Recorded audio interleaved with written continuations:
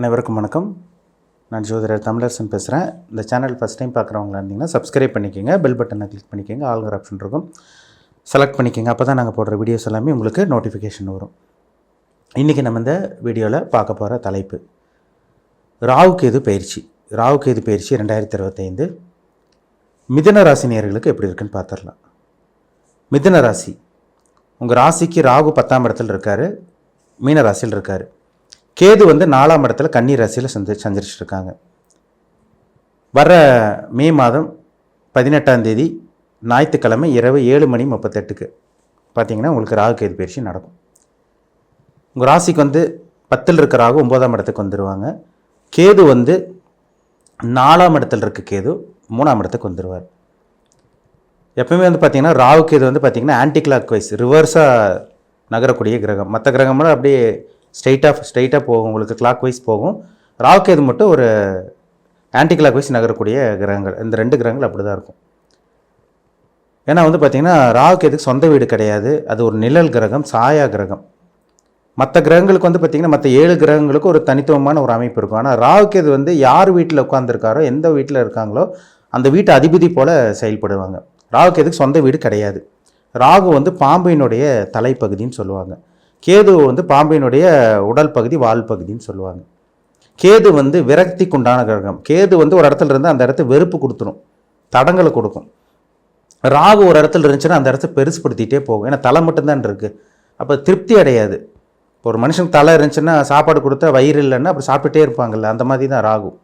ஒரு எந்த இடத்த இருக்கோ அந்த இடத்த பிரம்மாண்டப்படுத்தி செயல்படுத்தும். கேது இருக்கிற இடத்த அப்படியே சுருக்கும், அப்படி இருக்கிற இடத்த அப்படியே தடங்கல் பண்ணும். இப்போ 9ஆம் இடத்துக்கு வரக்கூடிய ராகு என்ன பண்ணுவார்னு பார்த்தீங்கன்னா, உங்களுக்கு குருவோட பார்வையில் வந்துடும். குரு உங்கள் ராசிக்கு ஜென்ம ராசிக்கு வந்துடுவார் மே மாதம் 14ஆம் தேதி.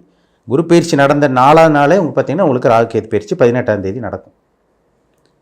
அப்போது 9ஆம் இடத்துல இருக்கிற ராகு கண்டிப்பாக இது அதிர்ஷ்டமான ராகு தான், பாக்கிய ராகுன்னு சொல்லுவாங்க. பாக்கியஸ்தானத்தில் இருக்கிற ராகு நல்ல ஒரு ராகுவாக தான் இருக்கும் உங்களுக்கு. சரிங்களா? என்ன ஒரு மைனஸ்னால் அப்பாவோட ஆரோக்கியத்தில் மிதுன ராசிக்கு நேயர்களோட தந்தை வழியில் ஒரு சில பேருக்கு பிரச்சனைகள் வரும்.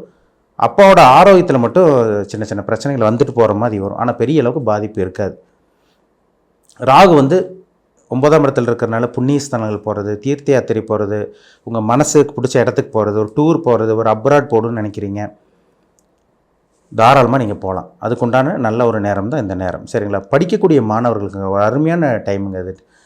ஸ்டூடெண்ட்ஸ்க்கெல்லாம் பார்த்தீங்கன்னா உயர்கல்வி படிக்கிறவங்களுக்கெல்லாம் ஒரு அற்புதமான காலகட்டமாக உங்களுக்கு இருக்கும். ரொம்பவே உங்களுக்கு நல்லாயிருக்கும் உங்களுக்கு. சரிங்களா? தந்தையோட ஆரோக்கியத்தில் மட்டும் சின்ன சின்ன பாதிப்பு வரும். ஏன்னா 9ஆம் இடத்துல ராகு இருக்கக்கூடாது தான், ஆனால் இருந்தாலும் உங்களுக்கு குரு பார்வை இருக்கிறனால எல்லாமே உங்களுக்கு பேலன்ஸ் பண்ணிடும். குரு பார்வைங்கிறது ஒரு தோஷத்தை நிவர்த்தி பண்ணக்கூடிய அமைப்பு தான். அப்போ கவலைப்படாதீங்க, பயப்பட வேண்டாம்.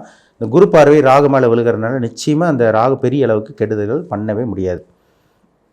படிக்கிறவங்க வெளிநாடு போகலாம், இல்லை வேலை விஷயமா தொழில் விஷயமா வெளிநாடு போகணும்னு நினைக்கிறீங்களா, தாராளமாக வெளிநாடு போகலாம். மனசுக்கு பிடிச்ச இடத்துக்கு போகலாம். ஒரு ட்ராவலிங்கில் தடங்கள் வருதுங்க சார், பிரச்சனையாக இருக்குது, இந்த தடங்கள் எல்லாம் உங்களுக்கு இந்த காலகட்டங்களில் கண்டிப்பாக வரவே வராது. சரிங்களா? 3ஆம் இடத்துல கேது, இது ஒரு அருமையான கேது உங்களுக்கு. ராகு ஒரு இடத்துல இருந்துச்சுன்னா, இப்போ ராகு ஒரு இடத்துல நல்லது பண்ணுன்னா கேது ஒரு இடத்த கெடுப்பார். கேது ஒரு இடத்துல நல்லது பண்ணாருன்னா ராகு ஒரு இடத்த கெடுப்பார். அதுதான் ராகு கேது வேலையை. ராகு எங்கே நிற்கிறாரோ அதுக்கு 180 டிகிரி 180 டிகிரி கேது இருப்பார். எந்த ஒரு ஜாதகத்திலையும் சரிங்க. இப்போ கேது ஒரு இடத்துல இருக்காருன்னா ஆப்போசிட் 180 டிகிரியில் ராகு நிற்பார். சர்ப்ப கிரகங்கள், நிழல் கிரகங்கள். இப்போ இந்த கிரகங்கள் ரொம்ப முக்கியமான ஒரு அமைப்புங்க. சரிங்களா? பிறப்பு ஜாதகத்தில், ஜனன ஜாதகத்தில் நிறைய இம்பேக்ட் ஏற்படுத்தும். அது உங்கள் ஜாதகத்தை பார்த்தா தெரிஞ்சுக்கலாம். இப்போ செவ்வாய் ராகு பார்த்திங்கன்னா விபத்துக்கு உண்டான கிரகம். இப்போ செவ்வாய் மேலே ஒருத்தருக்கு ராகு வருதுன்னா அவங்களுக்கு ரத்த சோகை ஏற்படலாம், பிளட்டு சம்மந்தமான பிரச்சனைகள், விபத்து சந்திக்கிறது, பல் சம்மந்தமான பிரச்சனை, இந்த ரூட் கேனல் பண்ணுறது, பல்ல பிடுங்கிறது, இதெல்லாமே அந்த அமைப்பு தான். இப்போ யார் யார் கும்பத்தில் செவ்வாய் இருக்காரோ இப்போ ராகு வரனால பல் பிரச்சனை, ரத்த பிரச்சனை வரும். சுக்கிரன் கும்பத்தில் யாருக்கு இருக்காங்களோ அவங்களுக்கு கர்ப்பப்பை பிரச்சனை, கருக்குழாயில் பிரச்சனை, பெண்களுக்கு சொல்கிறேன், பெண்களுக்கு இந்த மாதிரி பாதிப்பெல்லாம் வரும். ஆண்களுக்கு பார்த்திங்கன்னா மனைவியோட ஆரோக்கியத்தில் பிரச்சனை. ஆண்கள் ஜாதத்தில் அப்படி தான் இருக்கும், பெண்கள் ஜாதத்தில் அவங்க ஹெல்த் பாதிக்கும். ஆண்கள் ஜாதத்தில் பார்த்திங்கன்னா சுக்கிரன் மேலே ராகு வர்றதுனால அவங்களுக்கு பார்த்திங்கன்னா கண்டிப்பாக மனைவியோட ஆரோக்கியம் கெட்டு போகிறது, மனைவியோட அப்பப்போ வாக்குவாதம் வந்துட்டு போகிறது, இதெல்லாமே ஆண்கள் ஜாதத்தில் தெரியும். பெண்களோட அப்படியே தான் ஹெல்த் பிரச்சனை அப்படி இப்படின்னு காமிச்சு கொடுக்கும். இப்போ வந்து கேது வந்து பார்த்திங்கன்னா தடை பண்ணக்கூடிய கிரகம். செவ்வாய் மேலே கேது வந்துச்சுன்னா அவங்களுக்கு மூலம் சம்மந்தமான பிரச்சனை, பைல்ஸ் ப்ராப்ளம், இந்த மாதிரி சிக்கல்கள்லாம் ஏற்படுத்துங்க. அதே மாதிரி வந்து பார்த்திங்கன்னா சூரியனும் சந்திரனும் ராகுகேதோட பிடியில் இப்போ வரும்போது உங்கள் ஜாதகத்தில் சூரியன் கும்பத்திலையோ இல்லை சிம்மத்திலையோ இருக்கும். இப்போ வந்து ராகுகேதோட இம்பேக்ட் வரனால அந்த தாக்கம் எப்படி இருக்குன்னா, அப்பா அம்மாவோட ஆரோக்கியம் கெட்டு போகும், அப்பா அம்மாவோட உடல் ஆரோக்கியம் கெட்டு போகும். சூரியன்னா அப்பா, சந்திரன்னா அம்மா, சுக்கரன்னா மனைவி, குருன்னா ஜாதகர் ஆண் ஜாதகத்தில். அப்போ குரு மேலே யாருக்கு வந்து பார்த்திங்கன்னா ராகு சம்மந்தப்படுது, அவங்க மூக்கு சம்மந்தமான பிரச்சனை, மூக்கில் பிரச்சனை வரும். ஜாதகத்தில் வந்து பார்த்திங்கன்னா குரு கெட்டு போயிருந்தாருன்னா அவங்க லிவர் சம்மந்தமான பாதிப்பு, கல்லீரல் பாதிப்பு இதெல்லாம் வரும்னு தெளிவாக சொல்லலாம்.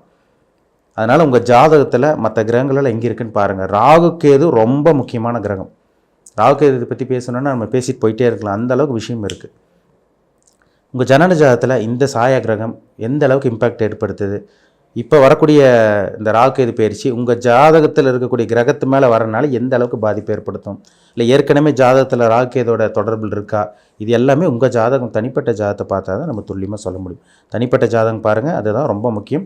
ஒவ்வொரு தனிமனிதனுடைய ஜாதகம் தாங்க ரொம்ப முக்கியம். வயதுக்கு தகுந்த மாதிரி தான் சில விஷயங்கள் நடக்கும், சில அனுபவங்கள் கிடைக்கும், எல்லாத்துக்கும் ஒரே மாதிரி நடக்காது. சரிங்களா? உங்களுக்கு எப்போ திருமணம் நடக்கும், எப்போ புத்திர பாக்கியம் கிடைக்கும், இது எல்லாமே உங்கள் தனிப்பட்ட ஜாதகத்தை பார்த்தா தான் நம்ம துல்லியமாக சொல்ல முடியும், தெரிஞ்சுக்க முடியும். இப்போ இந்த 3ஆம் இடத்துக்கு வரக்கூடிய கேது வந்து பார்த்திங்கன்னா முயற்சி ஸ்தானத்தில் இருக்கிறதுனால இது ஒரு தன்னம்பிக்கை, முயற்சி, இந்த மாதிரி விஷயங்களை உங்களுக்கு கண்டிப்பாக ஏற்படுத்தி கொடுக்கும், தைரியத்தை கொடுக்கும். 3ல் இருக்க கேது. 9ல் இருக்க ராகு வந்து பார்த்திங்கன்னா உங்களுக்கு பிரயாணங்களில் சக்ஸஸ் கொடுக்கும். இது எல்லாமே கண்டிப்பாக உங்களுக்கு நடக்கும். ராகு கேது பயிற்சி உங்களுக்கு சாதகமாக இருக்குது, பெரிய பாதிப்பெல்லாம் வராது. சனியும் உங்களுக்கு நல்ல ஒரு இடத்துல இருக்கார். குரு உங்கள் ராசி மேலே வரனால இருட்டுக்குள் இருக்க நீங்கள் ஒரு வெளிச்சத்தை பார்க்க போகிறீங்க. என்ன நடக்கும் இனிமேல் வந்து பார்த்திங்கன்னா எந்த விஷயங்கள் நடக்கும், அது பாசிட்டிவாக நெகட்டிவாக, இது எல்லாமே உங்கள் ஜனன ஜாதகத்தில் இருக்கக்கூடிய கிரகங்கள் தான் பதில் சொல்லும். அதை பார்த்தா நம்ம தெளிவாக தெரிஞ்சுக்க முடியும். சரிங்களா? ஜாதகம் பாருங்கள், ரொம்ப முக்கியம். ஏன்னா கோச்சார பலன் ஒரு பக்கம் இருந்தாலும் அது ஜனன ஜாதகத்தோட கம்பேர் பண்ணி நம்ம மேட்ச் பண்ணி பார்த்தா தான் நம்ம அக்யூரேட்டாக சொல்ல முடியும். எல்லோரும் ஒரே மாதிரி இருக்கிறது கிடையாது. மிதுன ராசிக்காரங்க லட்சக்கணக்கில் இருப்பீங்க, எல்லாத்துக்கும் ஒரே மாதிரி நடக்கணும்னு அவசியம் கிடையாது.